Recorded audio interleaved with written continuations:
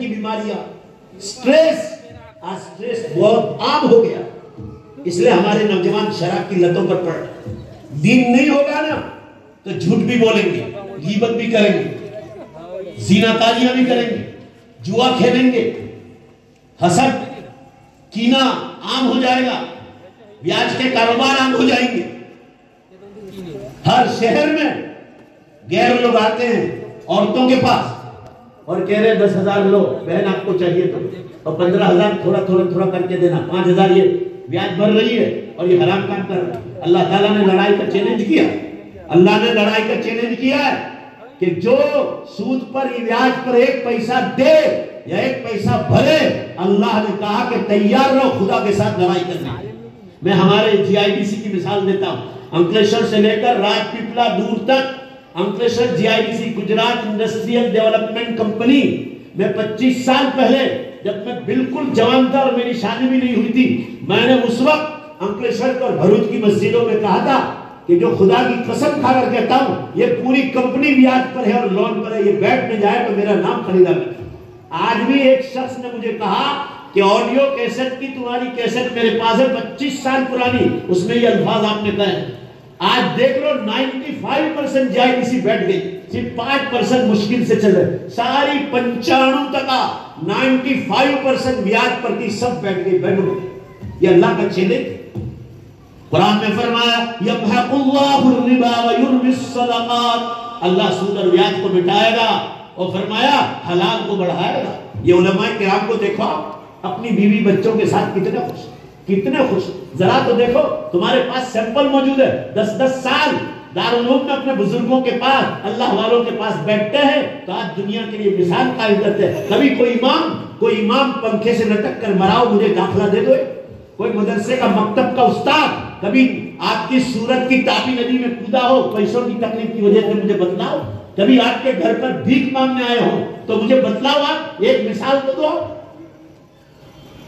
ابھی میں ترکی سے آ رہا تھا پچھلے سال، بمبئی ایئرپورٹ پر اترا، مجھے ایسے لوگ لینے کے لیے آئے تھے جو ویل ایجوکیٹڈ تھے، بمبئی ہی کے تھے۔ اتفاق سے میں اترا تو اللہ اکبر، میں نے عجیب معاملہ دیکھا۔ باہر نکلتے ہی وہ مجھے گلے مل رہے تھے اور میری نگاہ جو ادھر سامنے تھی 200 سے 250 آدمی، جینٹس سے لیڈیز، یہ ایئر انڈیا کمپنی میں کام کرنے والے ورکرز تھے، ایئر انڈیا کمپنی میں کام کرنے والے ورکرز۔ یہ ابھی 1-1.25 سال پہلے کی بات ہے۔ بمبئی ایئرپورٹ پر بڑے بڑے بینر لے کر کھڑے تھے، بڑے بڑے بینر، انگلش میں لکھا تھا اور ہندی میں لکھا تھا پگار بڑھاؤ، سیلری بڑھاؤ ورنہ ہڑتال۔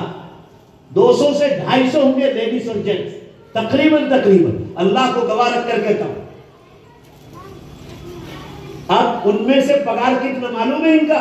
1 لاکھ 2 لاکھ 3 لاکھ، مگر پھر بھی پیٹ کیوں نہیں بھرتا؟ ان کے پاس ایمان نہیں، ان کے پاس ایمان نہیں۔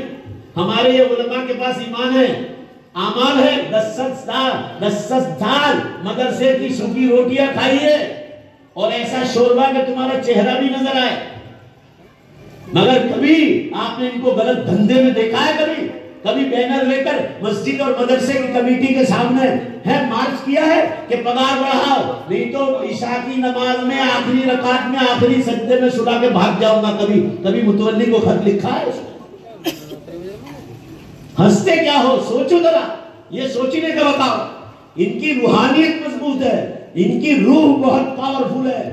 آج کا مسلمان بدقسمتی سے اپنے مکان کے سامنے جھاڑ اگانا چاہتا ہے کہ چلو جھاڑ اگا، اور جھاڑ اگانے کے لیے جڑ میں پانی ڈالنا ضروری ہے، مگر آج کا مسلمان پتوں پر پانی مار رہا ہے، پتوں پر پانی مارنے سے جھاڑ زندہ رہنے والا نہیں، جھاڑ کو زندہ رکھنا ہے، جڑ میں پانی ڈال دو، آٹومیٹک ڈالیوں میں بھی پانی پہنچے گا اور پتوں میں بھی پہنچے گا۔ یہ علماء کرام اور یہ دیندار، جو آپ میں بھی بہت سارے دیندار مسلمان ہیں، یہ جڑ میں پانی ڈال رہے ہیں، اور جو پتوں پر مار رہے ہیں نا، وہ صرف اپنے بدن کی محنت کر رہے ہیں، بدن کو پال رہے ہیں اور ان کی روحیں مری ہوئی پڑی۔ آج اکثر مسلمانوں کی روحیں مری ہوئی پڑی، روح میں کوئی جان نہیں، بدن تو بڑھ رہا ہے مگر جان اور روح مری ہوئی پڑی ہے۔ اس لیے ہمارے اکثر نوجوان جو شراب پیتے ہیں یا دارو کا دھندا کرتے ہیں، یہ اکثر نوجوان کے چہروں پر آپ کو اداسی ملے گی۔ بڑے بڑے بگاسے کھائیں گے، صبح میں اٹھیں گے نا بڑے بڑے بگاسے کھائیں، ان کے چہروں پر اداسیاں، کیوں کہ ان کی روح مری ہوئی، 5 نمازوں کی پابندیاں نہیں، قرآن کو ہاتھ لگاتے نہیں، ذکر اللہ اور درود شریف نہیں پڑھتے، استغفار اور دعائیں نہیں پڑھتے۔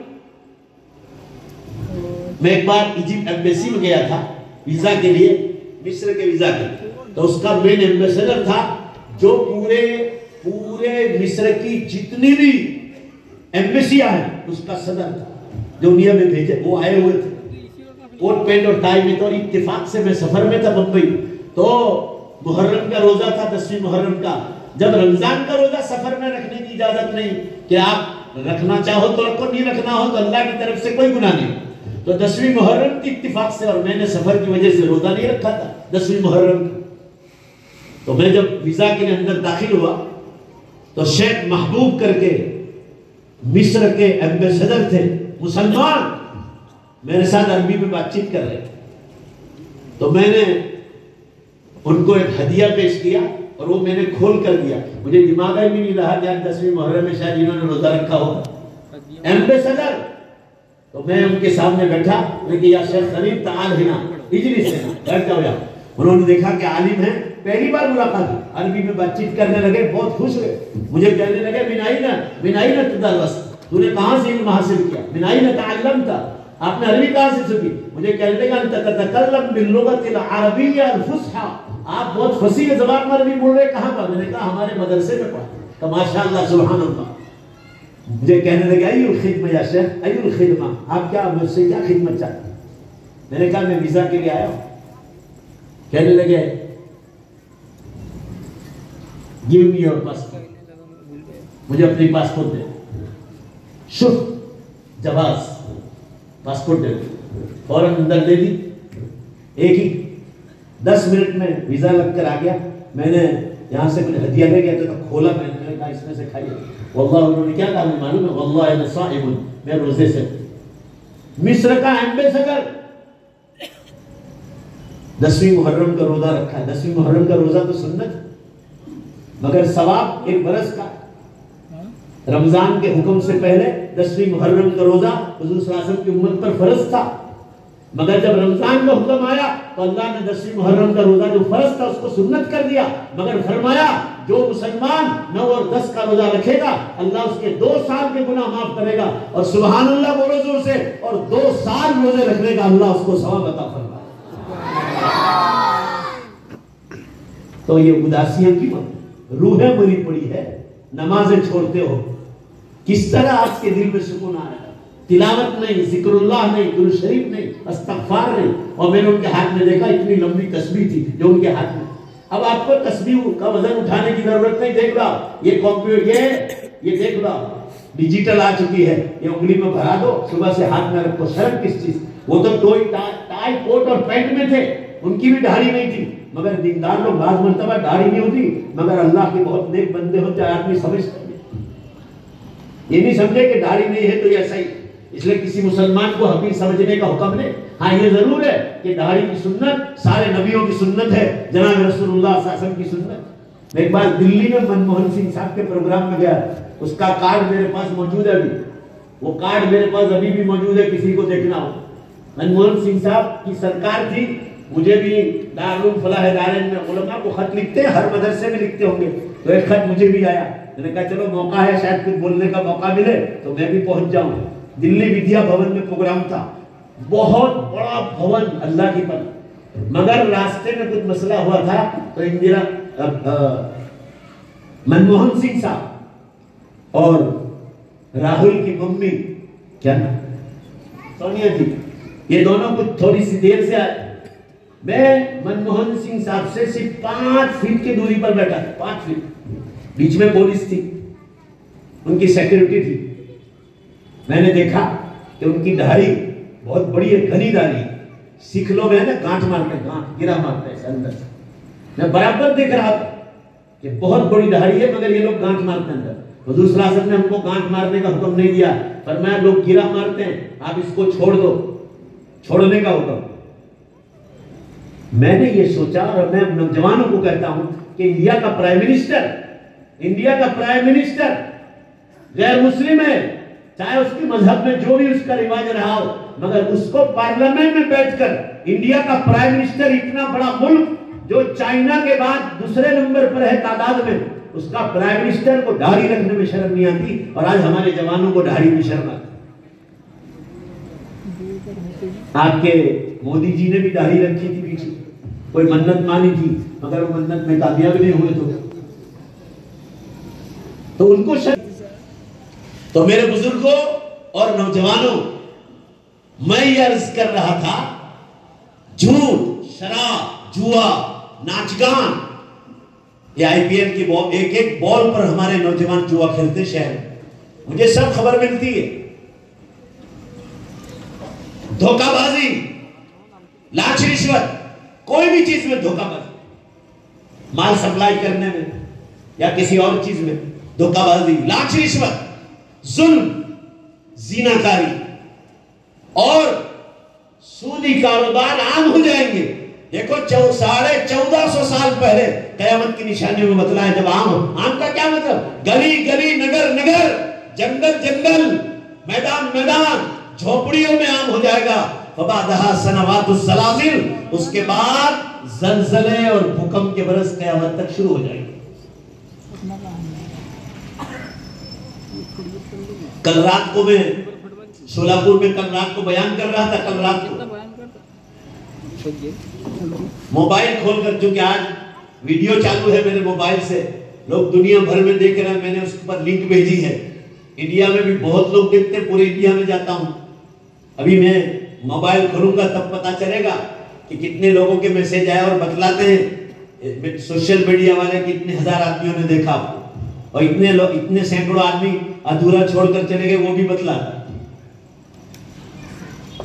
آپ صلی اللہ علیہ وسلم نے فرمایا، کل میں نے شولاپور میں چاہنے جائے تو سارا پیپر اسی سے بھر جائے، پھر تو گجرات متر سماچار سندیش کا نام ہی دھرتی کم رکھنا پڑا۔ 200 زلزلے ہو رہے، 200 ابھی 1.5 مہینے پہلے دن جمعہ پڑھا کے نکلا جیتالی گاؤں سے، میں نے کہا چلو دیکھو ذرا، عورتوں میں بیان ہے جمعہ کے بعد تو ذرا دیکھ لو، اللہ اکبر۔ تو ایک دن 1.5 مہینے پہلے جمعہ بعد میں نے کھول کر دیکھا، جمعہ بعد یعنی 13 گھنٹے میں 310 بدلا، یعنی نمبر 7 لکھا کہ 310 کون سے کنٹری میں، کون سے علاقے میں کتنے پوائنٹ کا ہوا، یہ سب آپ کے سوشل میڈیا پر، آپ کے موبائل میں آپ اس کو ڈاؤن لوڈ کرو، جو لوگ انگلش جانتے ہیں اس کا نام ہے ارتھکوئک الرٹ۔ ارتھکوئک کے معنی دھرتی کمپ، الرٹ کے معنی جگانا، ارتھکوئک الرٹ، دھرتی کمپ آپ کو جگا رہے ہیں، آپ اس کو ڈاؤن لوڈ کرو، پھٹافٹ پوری ایپ نکل جائے گی اور بتلائیں گے کہ آج کتنے زلزلے ہو، ہفتے میں کتنے اور مہینے میں کتنے، پوری دھرتی کانپ رہی۔ یہ چین میں جو زلزلہ آیا، جو تبت آیا اور تبت سے نیپال آیا اور نیپال سے بہار تک آیا، یہ مول صاحب گواہ ہے، پوچھو آپ بھائی، بولو گا، یہ مول صاحب نے خود نے، مول صاحب بہار میں رہتے ہیں، جھٹکا آیا یہ لوگ باہر نکلتے، بہار کیونکہ نیپال سے لگا ہوا۔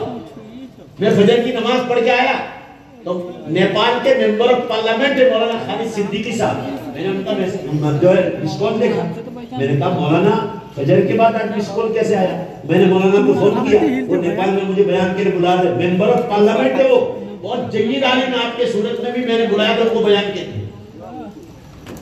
تو مولانا کو فون کیا تو کہہ رہے تھے کہ آپ نیپال والوں کو جگا کر گئے تھے، مولانا اتنا خطرناک زلزلہ ہوا فجر کے بعد، میں نماز پڑھ کے قرآن پڑھنے بیٹھا تھا، ایسی گھر گھر گھر گھر آواز آئی اور ہمارے مکان بلڈنگیں ہلنے لگی، اور ابھی 1 گھنٹہ ہو گیا زلزلے کو، آپ کا فون ابھی آیا ہے، کہا کہ پورے کاٹھمنڈو سے میرے اوپر فون آنے لگے، بہت سا نقصان ہے، کئی مکانات گر گئے، اور اللہ کی پناہ نقصانات کیا خبر آئی بعد میں پتہ چلے۔ 2 دن کے بعد اخباروں میں نے دیکھا، نیپال کے اخبار آپ دیکھ سکتے ہیں، تو بتایا کہ چین، نیپال اور تبت میں کل ملا کر 800 آدمی مر گئے۔ ابھی اس کے بعد تائیوان میں زلزلہ ہے، 1000 آدمی مر گئے، 10 دن ہوئے، 10 دن ہوئے، 4 دن پہلے ملاوی اور موزمبیق میں آیا، اور یہ میں نے ترکی کا بتایا، 48 گھنٹے میں 3 دن پہلے 48 گھنٹے میں ترکی سے لے کر گریس تک 100 جھٹکے آئے، 100، اور لوگ جو گاڑی ملی اس کو لے کر راجدھانی کی طرف بھاگنے لگے، ان پہ راجدھانی میں زلزلے کا جھٹکا نہیں، اور گریس اور یونان کتنا دور ہے، پوری پٹری پر زلزلہ ہے، اللہ کے بندے غفلت میں سو رہے۔ تو یہ قیامت کی نشانی ہے۔ تو ہمارے سورت میں بھی کئی بار اللہ نے جھٹکے دیے، رامیر والوں کو پوچھو جھٹکے آئے، مگر ایک کان سے سن کے دوسرے کا، یہ قیامت کی نشانیاں ہیں۔ آپ صلی اللہ علیہ وسلم نے ارشاد فرمایا، جب زمین گناہوں سے بھر جائے گی تو اللہ تعالیٰ ٹائم میں سے برکت اٹھا لے گا۔ آج دیکھ لو، اور اللہ کے رسول فرما رہے السنۃ کالشہر والشہر کالاسبوع والاسبوع کالیوم والیوم کالساعہ والساعہ کالدقیقہ الی آخر الحدیث. فرمایا ایک برس مہینے کے برابر ہو جائے گا، مہینہ ہفتے کے برابر ہو جائے گا. دھیان سے سنو ورنہ محروم نہ ہوگے، قیامت سروں پہ آ گئی. ایک برس مہینے کے برابر، مہینہ ہفتے کے برابر.